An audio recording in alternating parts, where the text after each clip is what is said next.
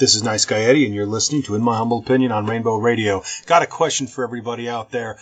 Are we great yet? As a country, I mean. Is America great yet? Because I got to tell you, after this past week, we're only what, 10 days now at the time that this is airing, into the administration. And I got to tell you, if we're not great yet, it is going to be a long 4 years. At this time, and who knows, at the time that I'm recording this, he has not yet started to issue executive orders scaling back LGBT rights. But so far, the one thing that he has managed to put into place, the Muslim ban, if you will, has been an absolute disaster, an absolute mess. It has been immoral, un-American, and in fact, according to many judges who have stepped in to block some of these motions, profoundly unconstitutional on several fronts. And this just shows, this is so typical though, because what did people expect when they voted for him? What did people expect? Now we have folks that are stranded in places that left the country on business, for example, or to visit family, and now can't get back. Okay, we have these are people with green cards, people with visas. Now, again, the judiciary is stepping in and dismantling some of this, and I have a feeling that's going to be an ongoing theme. I hope. But, you know, it's just really ridiculous when you look at what a mess this idiot is creating. You know, you look at the airport protests. There have been many airport protests, not to mention ACLU and immigration lawyers that are on site trying to help people, making sure they understand their rights, making sure they understand how these judges have ruled, the fact that this order is in fact illegal. You know, people have been detained. There was one story about a mother and an infant detained for 20 hours without food or water. Another woman attempted suicide rather than being sent back to her own country. There have been families that have been ripped apart. Innocent people. These are not terrorists. Okay? These are innocent people that did nothing wrong. And to justify this, I mean, they've invoked security. You know, he says we got to ban the Muslims because of 9/11, which happened 15 years ago, and we've literally seen nothing like it since. Kellyanne Conway, his Crypt Keeper spokesperson, is up there now. She's admitted, basically, by not denying, that innocent people and innocent families are, in fact, being ripped apart. But her answer is, don't worry, because this is only a temporary issue. Wow. Fantastic. Just a temporary issue. Lovely. So we're only destroying families temporarily. Good. Then, you know, I feel safer already. I think America is well on its way to becoming great, guys. But I want to look at this because we've been calling it the Muslim ban, and that is, it's kind of funny that we call it that because it truly isn't that. Believe it or not, it's not that. And I'm not defending Trump here, but I want to be very specific. He did not say Muslims can't come into the country. He said that people from Iraq, Iran, Syria, Yemen, Sudan, Somalia, and Libya will be restricted from coming into the country. Now, we do recognize those are majority Muslim countries, but it doesn't say Muslims. It says people from those countries. They will not be given visas, green cards. They won't accept refugees, etc. Now, of course, they invoke 9/11 in this. They invoke terrorism, the war on terror, and U.S. security. Funny thing about that is that none of the 9/11 terrorists were from any of those countries. Rachel Maddow did an excellent takedown on this particular cross-section of hypocrisy and stupidity. But bottom line, no one from those countries, nor were those countries even remotely involved in giving material support to 9/11. Of course, all of the 9/11 hijackers came from Saudi Arabia, Egypt, and Turkey and were given material support through Afghanistan. None of those countries are on the ban list. Kind of funny how Donald Trump also does business in some of those countries, like Saudi Arabia, for example. I mean, I wouldn't want to suggest it was a conflict of interest there, but it does seem suspicious to me how these were picked. And of course, we all know that famed white supremacist Steve Bannon is basically writing all of this idiot's executive orders as we go. Now, as I've mentioned before, the judiciary is all over this. And I said that this isn't a Muslim ban, and that's kind of important because if he literally said Muslim ban, it would be very easy to strike this down in the courts. A religious test to enter the country, that would just get thrown out even by the most conservative courts. That would never fly. He could inconvenience people temporarily, as Kellyanne Conway suggested, but it truly would not last. That would be struck down. But he was very clever in naming countries and invoking security because, of course, this is a lot harder to say that it's strictly about religion. However, and this is where it comes into play, he does business in the countries not on the list. Okay, he excluded those. Conflict of interest. Now, there are a lot of citizens groups out there who want to complain about the stuff he's doing. But there's a little thing in this country called standing to sue.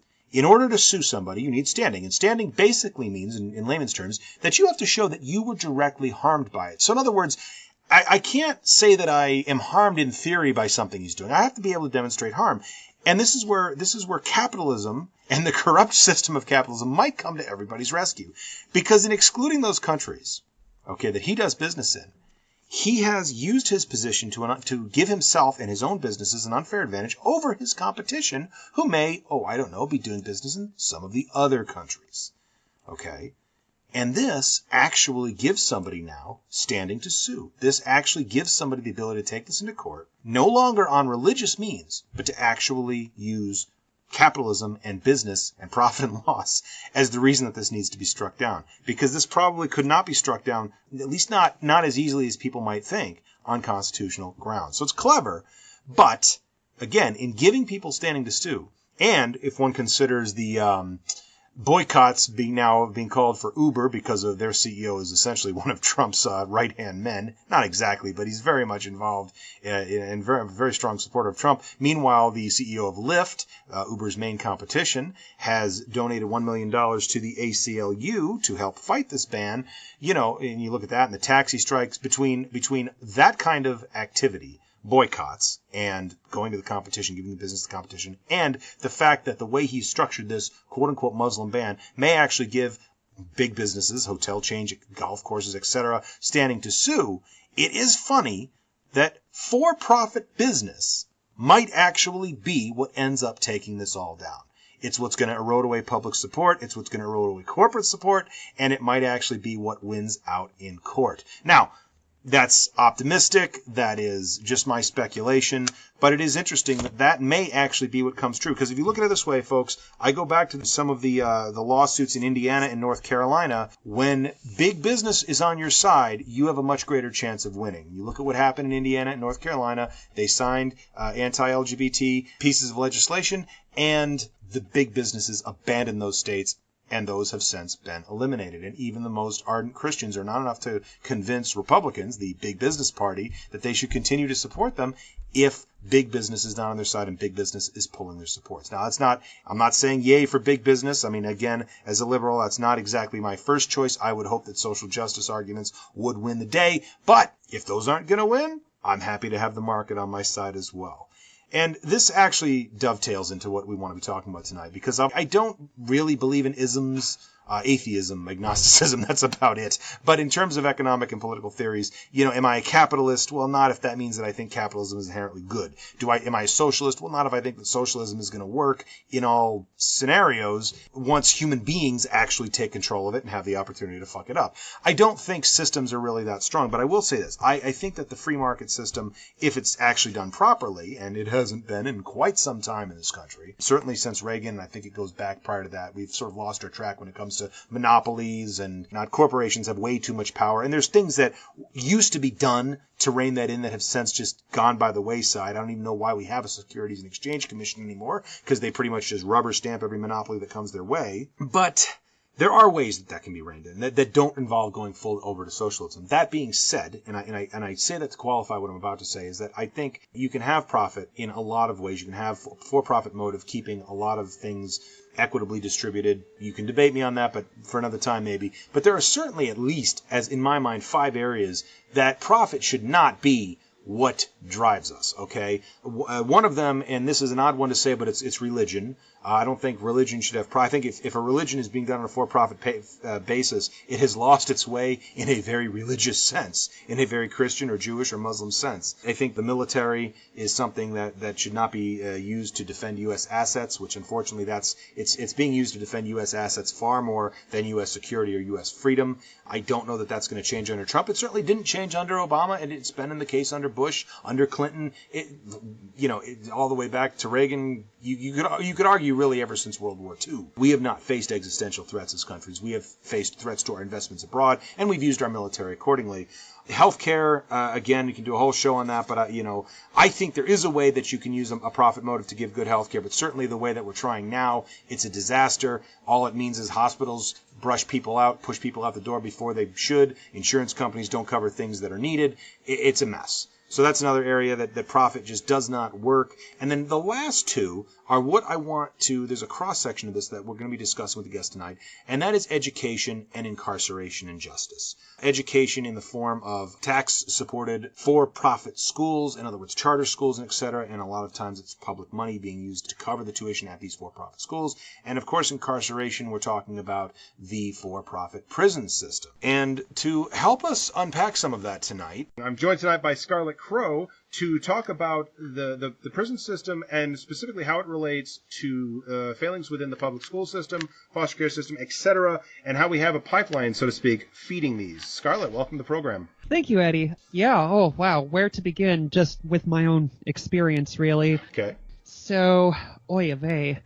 And I'm working on an autobiography too, just because I'm so used to mentioning all of this. But and make sure you hit us up when that is getting closer to being published, because we definitely want to let people know about it. Thank you. So I myself was in the foster care system very early on, at least by 18 months old, according to my former adoptive parental unit. I call her that because she in no way has earned any sort of parental title beyond that. And I was officially adopted at 4, bounced around foster care and such, and I ended up developing what is known as reactive attachment disorder that, upon growing up, ended up developing into post-traumatic stress disorder. And that's as a result of going from house to house, like within the system. From caregiver to caregiver, as well as having been malnourished, as well as pretty much every major type of abuse that one can imagine, physical, emotional, sexual, etc. And all of this very early on. Like, my earliest memories are all very traumatic, like being circumcised at the age of 3, or also at that same age getting basically beaten black and blue down my spine for not wanting to put my pajamas on by my uncle, who at the time I thought was my dad, because of just the crazy bullshit that was going on with the family's situation that I was, just unwittingly brought into. And this was the uncle, this would be the brother of your birth father then, or birth mother? Yes, the brother of my birth mother, and he is, as far as I know, a dishonorably discharged Marine. And I refer to the former adoptive parental unit, as well as people like her, as cop suckers. Okay. Elaborate. Usually people that, tend to go for the authoritarian types. Oh, okay. Yeah. Wow. Yeah. Okay. Like learning from people within, like the sheriff's department and such like that on how to hit kids without leaving marks. And I've gone to school as a kid several times with bruises and belt marks, and of course mandatory reporting happened, and HRS, children and families, all that stuff happened, but it was never more than a verbal slap on the wrist, especially due to gaslighting from the former adoptive parental unit, basically, making me make false confessions to a bunch of heinous things. Right. And of course, once that happens once or twice, then it's in your record, then they look back at that, see that, oh, this person has a history of such things. Exactly. Good luck from that point on. You're boned from that point on, basically. Yes. Wow. I was put in juvenile detention. I was incarcerated as a juvenile for 2 years, as well as in the year 2000, I was sent to the About Face boot camp that was run by Raymond Moses, who most people would know through Jenny Jones. Why do I know that? I can't quite fill that in. Why do I know Jenny Jones? Jenny Jones is of course the TV show talk show host, and she occasionally would have episodes about unruly teenagers and such that would be sent to boot camps. Okay.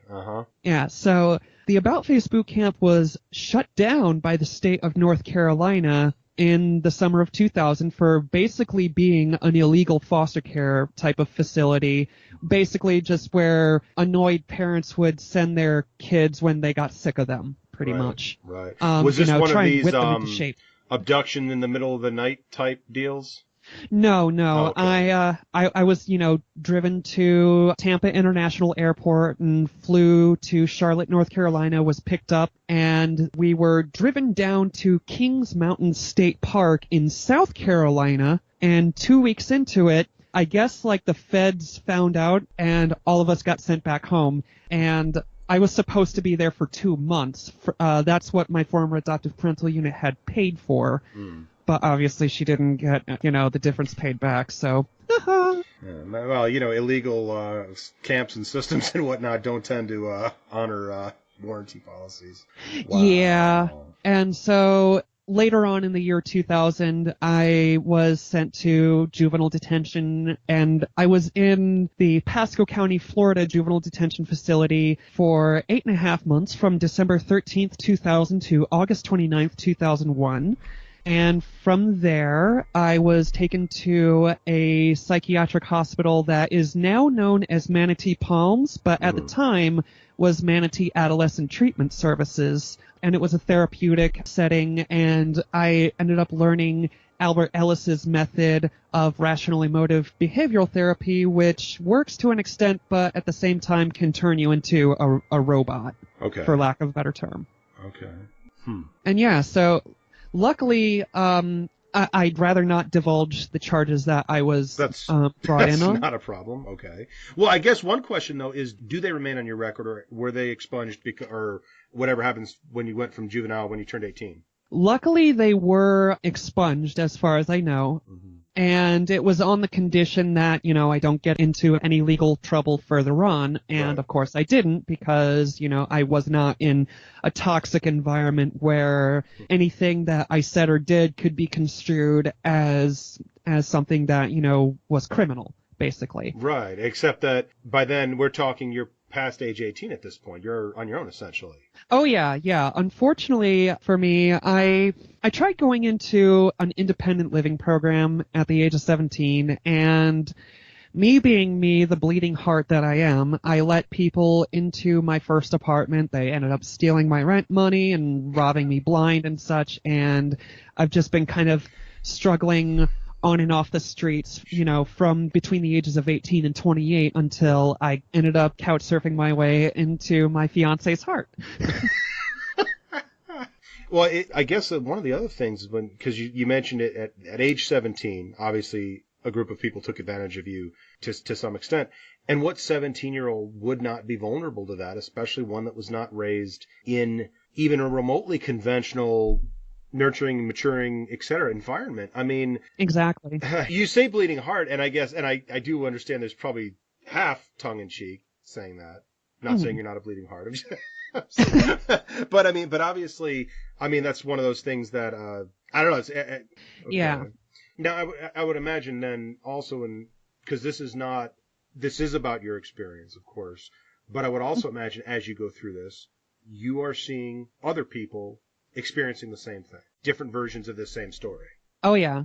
I've had roommates that, have had eerily similar stories, and I've had to try and work around and be sensitive to their own traumas that, again, very similar, and at some points sometimes have reached breaking points, I should say, just because all of us having our own individual problems, similar as they are, still, butting heads happens. Right.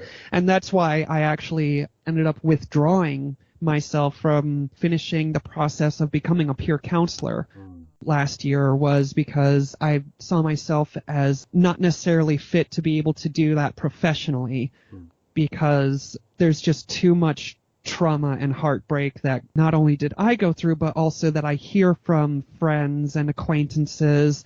And it just becomes too much of a weight on me and has negatively affected my mental health. Right. That's understandable. Especially if you're hearing a lot of the same kinds of stories. For sure. And also I noticed, too, there being a very strong religious element in the backgrounds of some of the people that, I've come across, as well as myself. I was raised a Baptist in Florida. I don't know if technically it's Southern Baptist or not, but it was gross, and it was. That's okay. Explain, because I've never heard that word used for this before. Okay. So early on, like at the age of 5, right. I didn't believe any of the stuff that was being shoved into me, but good on you. Over time, it became Big Brothered, basically. Ministry of love into my psyche, into some sort of Stockholm Syndrome kind of belief. Mm-hmm. And while I was at Manatee Adolescent Treatment Services,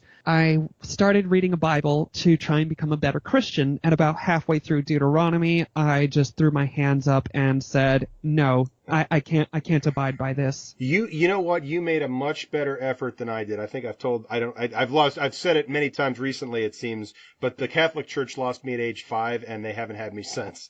For sure. It didn't take nearly as much. See, all they had to do, they skipped over the dinosaurs in Genesis, and when they explained to me why, I just realized, okay, this is bullshit. It's For sure. bullshit. I'm going to listen. I'm going to go through the motions, but it's bullshit. So, well, it's interesting because as I'm preparing for this, as I'm writing notes here, I always ask about the influence that religion has about whatever it is that I'm talking about with the guests. And I'm like, well, this is probably the one time that maybe that doesn't play a role. I'm totally wrong on that, huh? Yeah. Okay. Wow. Well, I guess then, so you were raised in the Baptist faith. You made an effort while you were in center to try to, as you put it, become a better Christian. How did this play out day by day then for you growing up? Well, day to day, I can't really think of anything too specific other than just, living in Zephyr Hills, Florida. Upon revisiting there in 2010, I realized the whole place was nothing but trailer parks and churches. And yeah. because I was, because I was a little kid, just being a little kid, sure. I ended up being disinvited from a few churches. I remember at one point even where a bunch of us were, brought up to the stage and the pastor was, making his little spiel and then asked us, where do babies come from? I raised my hand, he gave me the microphone, I answered women. Okay. Of course, the crowd laughed, and then this impotent jackass went on to say that, that they came from God and et cetera, blah, blah, blah. That would make for some very interesting weather. Oh, yeah. And then also, there was this play that is called Heaven's Gates or Hell's Flames. That sounds lovely. For children, I know, right? Especially. Yeah. I was in 5th grade when it came over to First Baptist Church in Zephyr Hills, Florida, and I saw it twice, and it scared the bejesus out of me. Well, really, it scared the bejesus into me. Yeah, yeah. Wow. Well, okay, not to go too far off the tangent. Tell me a little bit about this play. What are they showing children here? Just basically just random scenarios of people that die, and then depending on how their scene was that preceded it, if they either accepted Jesus, then they'd go up to heaven. Yeah, exactly. Okay. Chick track, basically uses a screenplay more or less. Yes, and they throw that stuff in juvenile detention around candy bars. Now, when you talk about juvenile detention, you're talking about publicly funded. You're talking about taxpayer funded systems. Yes. Wow. And yet we have a group of people that seem to think that Christianity is under attack in this country. Yeah, well, in Pasco County, Florida, it's just a cesspool of white supremacy. Let's put it this way. When I was 18 and just starting to dip a toe out of the closet by, presenting myself, I went to a punk concert that was a benefit show for a young girl that needed a double lung transplant. Mm-hmm. And I got targeted for bullying by the guy that was running the wrestling segment of it, as well as in the mosh pit I was targeted, I was actually pile drived by somebody. And after the show was all over, I just tried real friendly, just going up, just be like, dude, you kind of hurt my shin. And he got really hostile in my face and, was saying that I shouldn't be in a pit while wearing a dress and such like that. And that scared me way back into the closet for another 6 years about. And the tattoo parlor that this happened behind is called Absolute Tattoo. Uh-huh. And it's spelled with 2 stylized S's. And nothing white supremacist about that at all. Come on, don't be so paranoid. Wow. Yeah. Oh, yeah. The area is known for a presence of KKK and Hammerskins. In fact, one of the people that was roommates with me at the age of 18 in that first apartment was John DiTullio, and he murdered somebody several months after the fact of him ripping me off, and oh my God, it just there's a whole thing about it. It was national news in 2006. Yeah, wow. And I was furious that I had ever given this person any kind of trust because, they said that they had reformed themselves and they were dissociated from all that Nazi shit. Right. And this does come back into some of the stuff that we're going to be talking about in a second in terms of, as you say, this public school to public prison pipeline and where you go from there. Yep. Because people get screwed up at a very young age. All right. So where does this, in your opinion, and this is drawing not only from your own experience, but also from some of the stories that you've seen, where does this go wrong? It probably goes wrong in many places, but where would you say is what's the root cause here? Or where are the steps where it just all goes awry? Oh my goodness, that is a really hard thing to pinpoint. Right. For me, I would say it was being with an adoptive family and an adoptive parental unit that, sort of was trying to be like a savior or something like that, like had the best intentions for, at least in their mind. That's a tricky one right there. Yeah. But at the same time, just not actually addressing the child's needs as well as just, when you're being abused, especially at a young age, you don't realize it. Right. And you don't necessarily at an older age either sometimes, so. Yeah. And just honestly, I hated that former adoptive parental unit ever since I was 5 years old. After, you've seen in one of the excerpts of my autobiography of an instance that happened where I confessed to doing something with a classmate, or rather a kid on the bus, that the other kid had initiated, but when from the other kid just denied their part, so automatically I was a liar and I was basically untrustworthy from 5 or 6 years old onward, and had the uphill battle of being raised by someone that, basically considered me to be a psycho. Yeah. And let me guess, the other child was probably not a foster child, not raised by an adoptive parent, but in a more traditionally stable family situation or something of that nature. Likely, I honestly don't know. Okay. Now, in all of this, I mean, it's pretty obvious that there are factors. I guess, how big a factor would you say? Not necessarily in your case, I'm asking more in general. What roles do race and affluence play in all of this? Oh, honestly, as someone that has grown up white, I honestly can't really give a... Right, sure. Yeah. Affluence, there's definitely a part in that, though, just because growing up sort of middle class. Actually, you know what? Yeah, now that I think of it, it very disproportionately targets black children, and just I saw it in juvie, I saw it in school, I see it, just on not necessarily an everyday basis, but it's so common that I'm exhausted by it. Yeah, and again, that it's obvious that it's evident in the juvenile system, and this does not change as we go on to the adult justice system, whether we're talking about sentencing, whether we're talking about arrests, whether we're talking about conviction rates, and of course, very tragically, has been very evident to us in the last couple of years, of course, the use of lethal force, and it goes all the way up to that level.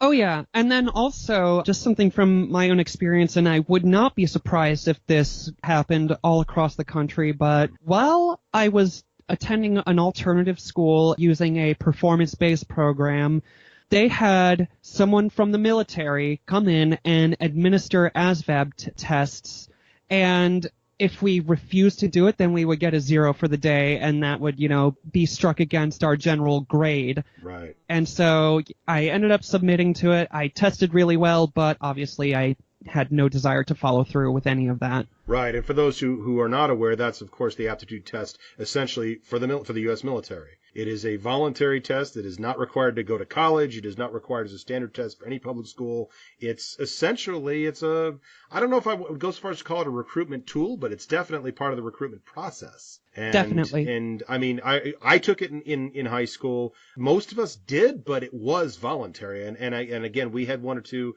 The guitar player in my band was a staunch pacifist and knew he wasn't going to the military on principled reasons and didn't take it. It was not considered a big deal. Exactly. So, wow. Now, the other part of it, and I think this is gonna dovetail into the conversation I had a couple weeks ago with John Konecki and his story about the psychiatric aspect of this. But mental illness and psychiatric care clearly is going to play a role in this as well. I guess where are they failing in this? All over the place. Yeah. Honestly, again, I don't even really know where to start because, I've bounced between therapist and to therapist as a kid even. And, they would slap on diagnoses like conduct disorder or what else? Oh, God. Defiant, oppositional defiance disorder, defiance, yes. Yep. And of course, ADD, ADHD, Right. etc. All that stuff. Like I've had diagnoses thrown at me as if I were a dartboard. Now, I guess, and we can skip this, but I'm curious. I'm assuming that at no point as a child did anybody bring up gender issues, and I'm curious that had that been addressed at a younger age, would that have made a significant difference in and of itself? And I mean, obviously, there's still the outside factors. Well, again, this was, the 90s and in rural Florida. Well, that's why I assumed that this never came up. Right. Let's just put it this way. Yeah. Like the former adoptive parental unit, thought it was cute and funny to put me in a dress and a wig and such like that.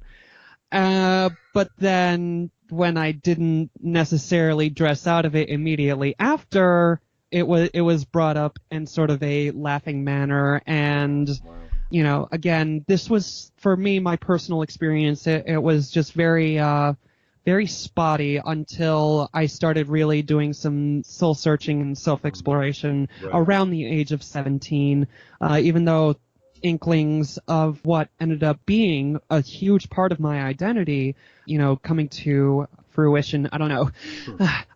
I finally came out when I realized I was in a safe city, living in Seattle, and realized that access to treatment was more readily available than I was led to believe beforehand. Right. Okay. Now, obviously, and I'm, again, in your own words, clearly there was parental failure in this role.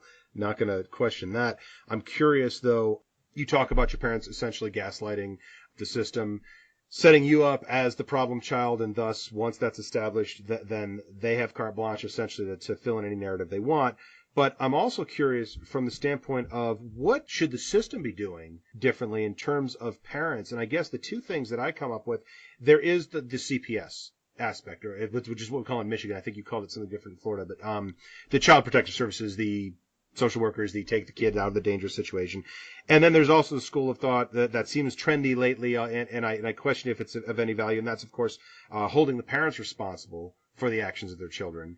And I guess, is there something else there? What else should we be doing in terms of watching the parents, whether it's birth parents, adopted parents, foster parents, etc., and holding them accountable for doing this? I don't know.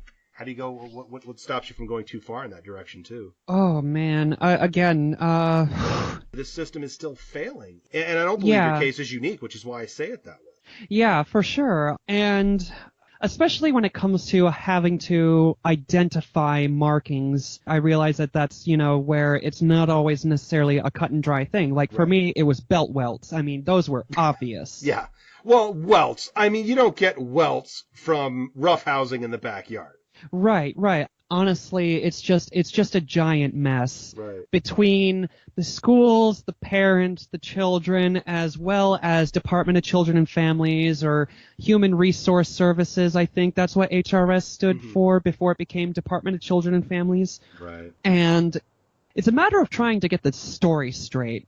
I would say that's really where it needs to. That's really just where it needs to focus in on. Yeah. But obviously, if you have a kid who has a diagnosed mental illness or issues of that nature, is in the foster system, and then you have little Johnny from the nice house up the street, and his parents are on the PTA, and it's like, okay, when these two stories don't match up, we know who they're going to believe. Uh-huh. Oh, yeah. Yep. What do you see, if you were to put this in an ideal situation relative to where we are now, what role and responsibility do you see the schools as having in this? Well, I mean, I'm honestly kind of lost in that even, just because I don't know. I can only really draw from my own experience, Sure. and it really just depends on the environment of said school. Like, for instance, me having grown up in a rural areas, so Right. obviously they have, these strict morals and so on and so forth.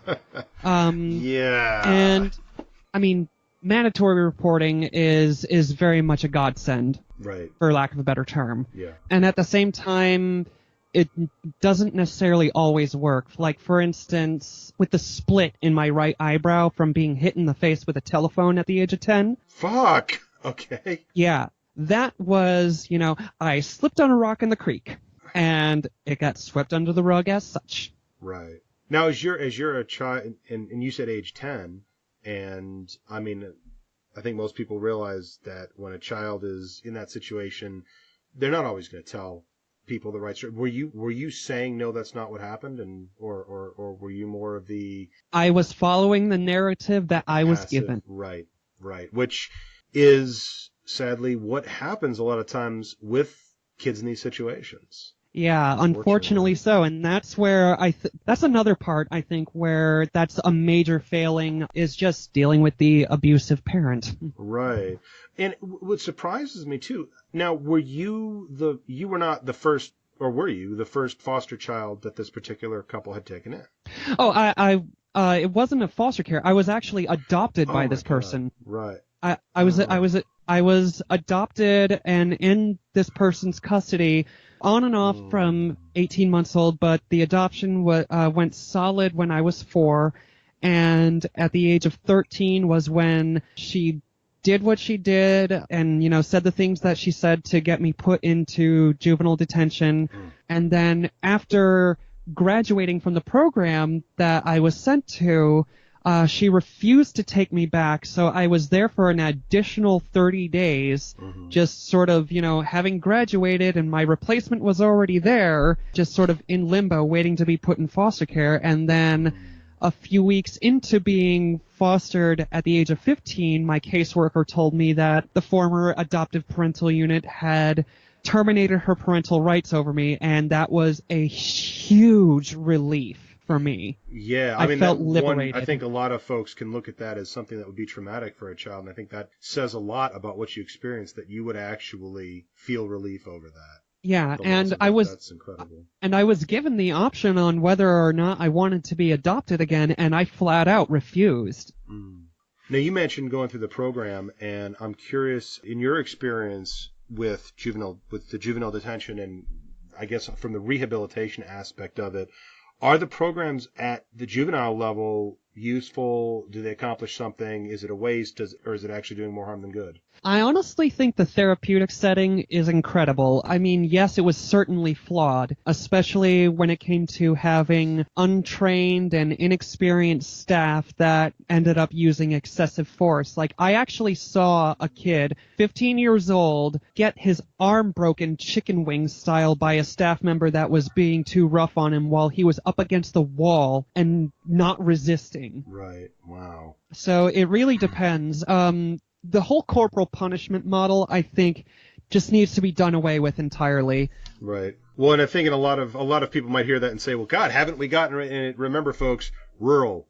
There's rural and there's urban and there's suburban, and you don't always see the same things in each of these settings. So I think you'd have a hard time finding in a suburban setting corporal punishment to the extent that you will find it still to this day in a rural setting. Well, actually, the therapeutic program that I was in was based in Bradenton, so it is a metropolitan area.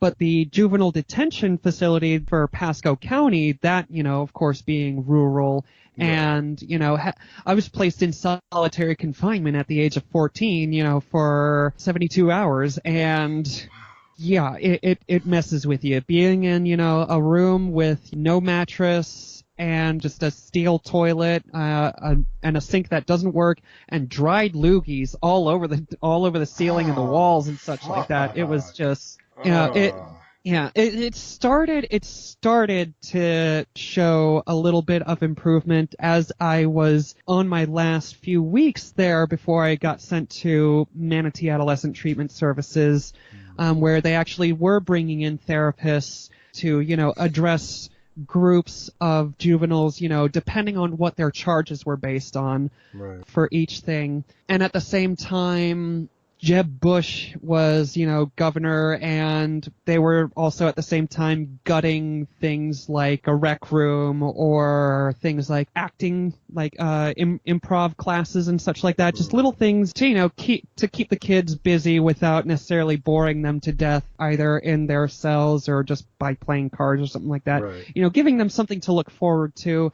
That was starting to be cut. And I feel like that's not a good way to go. No. And I understand the perspective where, you go into, the system, it's supposed to be punishment and blah, blah, blah, blah, blah, and such and such. I totally understand where they're coming from just because I grew up thinking that kind of stuff. Yeah. But it's very easy for someone to say that when they're not sitting in a cell.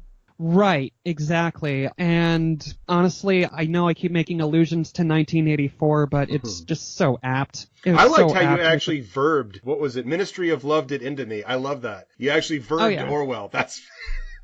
Love him. Yeah, absolutely. Is there another key aspect of the support system side, now you talk about the therapeutic side, what about... is something needed or what is needed in terms of vocational training or group home, foster care, that would make the biggest difference in terms of outcome? Well, definitely vocational training would be amazing, honestly. I myself, after getting out of juvie, I went to tech school, learned TV production and all that stuff and yada yada. I think having basically just, more education opportunities available rather than, just by going by, core curriculum, BS, especially just with the grading system. I'm sorry, I could go on to a tangent with that. They treat you dumber than you actually are. Right. Well, I assume there's a lowest common denominator thing going on there, to be fair. But yeah. Yeah, and honestly, it's just a matter of, I guess, strength. We need more teachers. We need more of a strengthened backbone in the education system, whereas even conservatives say that, they want smaller classroom sizes and such like that while they're gutting education. But honestly, I think there just needs to be more of that and much more, I guess, of a tutor level thing, just because when you're in, a setting like that, or even just in a big classroom, it's hard to pay attention, it's hard to focus, and you wind up, shitting the bed academically. I know that the larger the class size, even at the university level, the larger the class size, the more likely I was to fall asleep in it. There's no question about that. And yeah, I mean, it almost sounds like there's there needs to be almost an IEP approach. Well, okay, I don't know if the acronym's the same, or that's individual education. Individual educational plan. Right, it almost seems like that needs to be expanded. God, I don't know that every single kid needs an IEP, but it seems like the mentality of the IEP needs to be expanded to every kid. In other words, here's something that's not working. Let's address that at that level. But of course, yeah, we're not going to get that from gutting education, from cutting extracurricular programs, many of which are headed up by regular teachers who teach other classes, and of course charter schools, which if anybody's out there thinking, oh, what we need is a good charter school system, here's a secret, folks. Charter schools don't take problem children. Very true. So that's not going to work. I mean, you might think that this system could be folded into that, but they would never call it a charter school because, God forbid, they risk letting those test scores fall any lower. So. Oh yeah. And let's just put it this way too. Like, while I was in that juvenile program, Florida has the FCAT. That's their standardized test, and I did really badly because I tested, with a group, and I have really bad test anxiety, yada yada yada.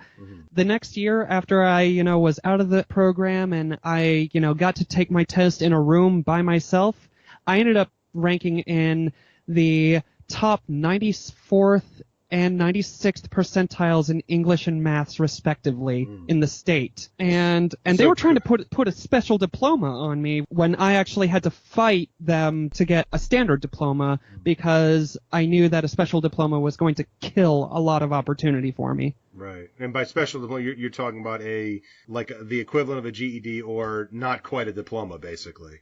Basically, Get you yeah. out of the system. Yeah, you wind up having like fewer credits, and I ended up graduating on time with an extra semester's worth of credits, just Wow. because I busted my ass, Yeah. to prove myself for that. Yeah, and this is what comes down to when people talk about, it's always the most idiotic thing. They always talk about two equally qualified candidates, and I'm sorry, no matter what you're talking about, there's no such thing as two equally qualified candidates. But let's say we have the equally qualified candidates on paper. The likelihood that that other equally qualified person went through what you went through to get to that point is zero. I mean, it's not likely to have happened, and. Verily. It was actually, I didn't realize how underprivileged I was until, we actually did that sort of weird game where, you take a few steps forward or a few steps back depending on, how you respond to a certain question. Right. Because, again, this was at the time that I was closeted, so, white male, blah, blah, blah, yada, yada. Right. But. So you would have been even farther back. Oh, yeah. Yeah. I was way back there at the end of it, and I was like, holy crap, really? Yeah. Now let's have a race. Yeah. Right? Yeah. Exactly. Wow. Well, you know what you know. As a child, you don't know that. And children who are privileged also equally don't know that. One hopes that as you become an adult, you become more aware of that. And if you do, you become a Democrat. If you don't, you become a Republican. No, okay, there's a joke there. But I am curious, though, because you lived, obviously, in this very red state, conservative rural area. You now live in a much more liberal or at least tolerant, let's say, area. I'm curious, as you've been around and as you've talked to people, because I doubt I'm obviously not the only person you've spoken to about this. Do you see this as a partisan issue or a societal issue? In other words, is this just as bad everywhere, or is this worse? Is this really as worse, if I'm going to say in red states, for example, where religion or a more conservative philosophy tends to hold sway? Or is this a problem everywhere equally, do you think? I definitely would have to say it's a problem everywhere. And especially just being in Florida, that's a swing state. So, Yeah, but you weren't in Miami. You weren't in Broward County. You were that's were fair. in rural Florida.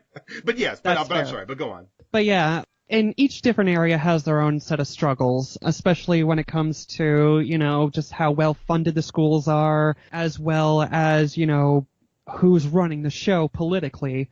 And as someone who has, lived the whole law and order kind of thing, it's a giant failure of an edifice. And it has, pushed me more in a leftist stance. Right. To the point to where, I was the only dissenter during the Bush administration in any of my high school classes. It was scary, just like, being called unpatriotic because I didn't want to stand for the pledge, or when I said it, I skipped the under God part, or I quoted a non sequitur comic strip with I pledge allegiance to the flag of the corporate states of America and to the republicans for which they stand, one nation under debt, easily divisible with liberty and justice for oil. And you remember that to this day. That is beautiful. I love that. Now, let me ask you, why do you hate America so much? Why do you hate family values? What is wrong with you that... No, I'm joking, of course. Wow. You know what? The fact that you could say that, or the fact that you would actually make waves in high school, okay, that says a lot about who you are. Honestly, I try. I mean, now granted, I was, and remember when I say the children of privilege are not always aware of that. That was me. Mm-hmm. So, I identified as a conservative until about age 20 or thereabouts, and I'm not proud of that. But it's okay. I was conservative until age 15, pretty much when the Iraq War started. So when we invaded, I was like, nope, heel face turn. All right, then we're even. I left the church earlier, but you left the conservative movement later, earlier. I'm sorry, earlier. So, the Iraq War. But I mean, that was another one. Yeah, I could, because you saw it on the news. I mean, forget high school where everything is all about conformity and peer pressure, but you have ostensibly intelligent and professional news commenters on the news actually talking about how liberals hate their country and how the dissenters are traitors and all of that. And I mean, it was amazing too. And I'm looking at Fox, but Fox was not the only one that was guilty of this. It was amazing how for 8 years, any criticism of the president was treason. And then for 8 years, that seem to have changed. It was suddenly patriotic. Oh, yes. And now, of course, we want to bring that back. You almost think this is an exclusively Republican problem, but, I wouldn't want to be biased or anything. Yeah, well, I don't identify as Republican or Democrat. Honestly, if anything, I would call myself a libertarian socialist along the lines of Noam Chomsky. Okay. And honestly, just looking at the principles of neoliberalism and seeing that they go hand in hand with capitalism. To some extent, yes. There's a lot of overlap, to be sure. Yeah, I think it just needs to be done away with, and there needs to be a new school of thought, and I don't necessarily want to call myself a communist because I have not actually read enough of that kind of theory to label myself as that. Plus, also, it has its problems of its own. Well, I think the problem with all of it is, and I think this is also the problem if we go back to whether you're talking about schools, social services, incarceration, any system, is people suck and people will fuck it up. And so then the question becomes, how much do you empower people? How much do you not empower people? And that goes wrong on both sides. I guess that's where I'm also not registered with either party. I don't have to in Michigan. I mean, I vote a certain way, certainly, but certainly. Yeah, but because look around. But I don't necessarily put my faith in a group or a system or even necessarily an ideology, because again, you put it in the hands of human beings and they're gonna fuck it up. Yeah. Basically, just if you want my whole a vision how I see the whole political process right now, just listen to or read the lyrics to "Age of Greed" by Killing Joke. I will close with that so that everybody can hear that. We'll definitely give that a listen at the end of the show for sure. Yeah, it's like a 7 or 8 minute song, so brace yourself. So going back to the juvenile system and whatnot, and as this feeds also into the adult system, I asked you earlier about the fact the record gets expunged. And I guess there's a step above that where juveniles are tried as adults. Yes. Now, knowing what you've seen, knowing what you've experienced, knowing you've also seen the system go fantastically wrong, is it ever justifiable, really, to try a juvenile as an adult? I don't think so, honestly. And yes, I understand there are extreme circumstances where a kid actually murders somebody. Right. And, again, I feel like if you do the whole try them like an adult and then, send them to prison, obviously just big failure. There's just, oh my goodness. Again, a lot to unpack. But I feel like, again, the therapeutic approach needs to be strengthened, as well as, rehabilitation, rather than just let's beat this motherfucker with a club and shove them in a room by themselves and let them go crazy. Right. Do you think there's a case for incarcerating a teen past age 18? Again, I suppose it really just depends on a case-by-case basis. Okay, so there could be a case for stiffer penalties depending on the crime, but certainly not outside of the system, the juvenile system. Right.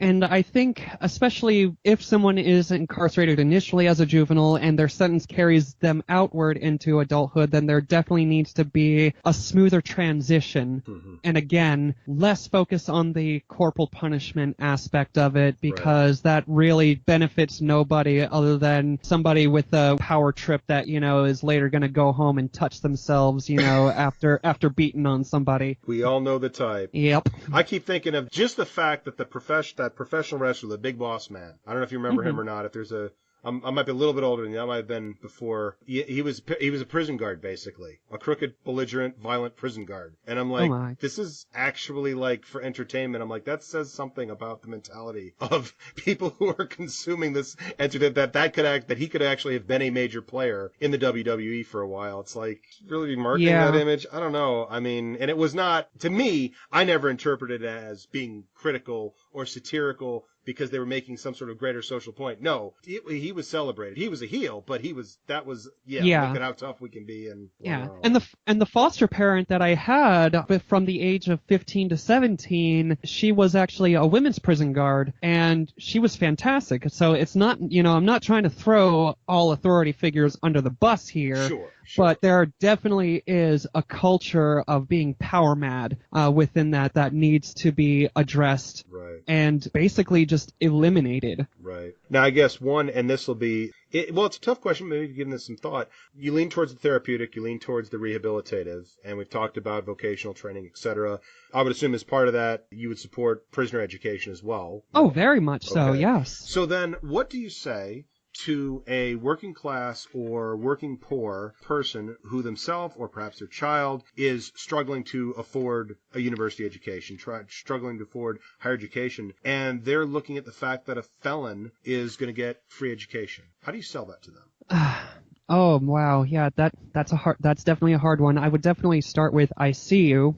And I would try to point them into directions toward any sort of social services, whether they are publicly or privately run, that would, help give them a fair shot and a step up that they need. Because I understand that, gumption, et cetera, blah, blah, blah. Mm-hmm. But, if you don't know of the resources around you, then how are you going to be able to use them? True. And, of course, those resources also do need to be strong. I think we would agree, we both think there should be more access to cheaper education, more access to grants, more access to lower tuition, et cetera. Perhaps even some of what Bernie Sanders was selling, if that could be worked. It worked. Yeah, out. If it weren't for a lot of the resources in the University District of Seattle, such as Teen Feed, Seattle Education Access, Roots Young Adult Shelter, places like that, I would not have my audio engineering certification, let alone, basically, I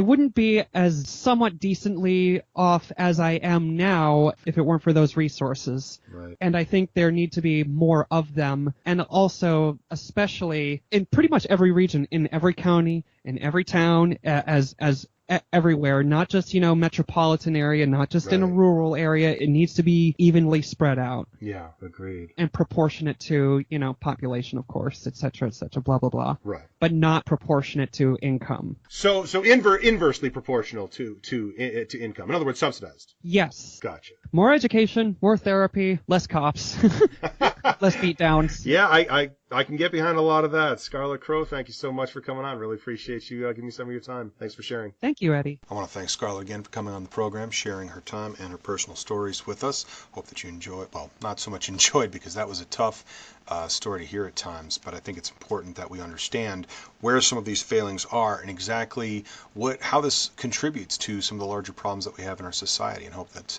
gotten you to think about that a little bit, and maybe we'll continue to have you think about that as you move forward and see some other folks' cases and think about these issues in your broader life. As I mentioned earlier, we're going to close out with Age of Greed by Killing Joke. Before we do that, remember that Rainbow Radio exists to give the LGBT community a voice, so if you've got something to say, we want to hear from you. Please email me at niceguy9418@usa.com. You can leave a comment on my blog at eddiecabot.blogspot.com. Friend me on Facebook at Eddie Cabot. Like my page, Nice Guy Eddie. You can tweet me at NiceGuyEddieCab. You can visit my Tumblr at NiceGuyEddieCabot. And if you'd like to support IMHO, Rainbow Radio, and the content creators that we have on, please visit my Patreon at Nice Guy Eddie. Thank you for listening. Hope you enjoy the rest of your evening. Keep it tuned to Rainbow Radio, and here we go, Age of Greed by Killing Joke.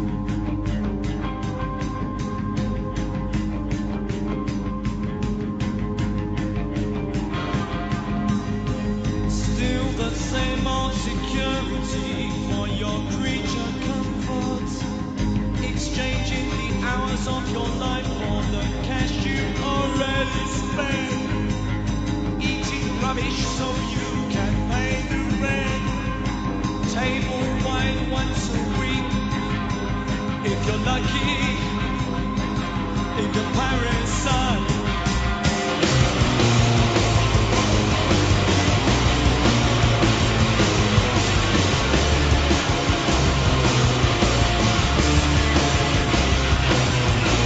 Privatize the people's lives, become the company of fate, a plan to science to privatize their lives.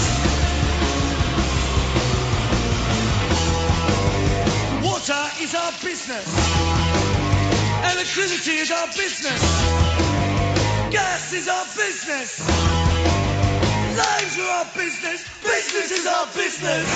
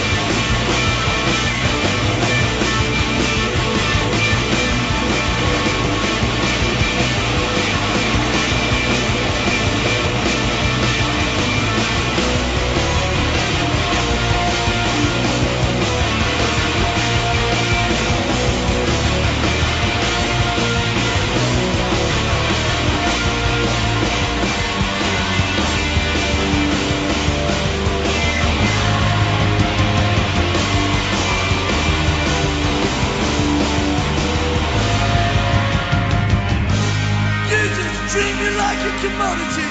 You don't know I couldn't even afford to feed my family. I just wanna kill.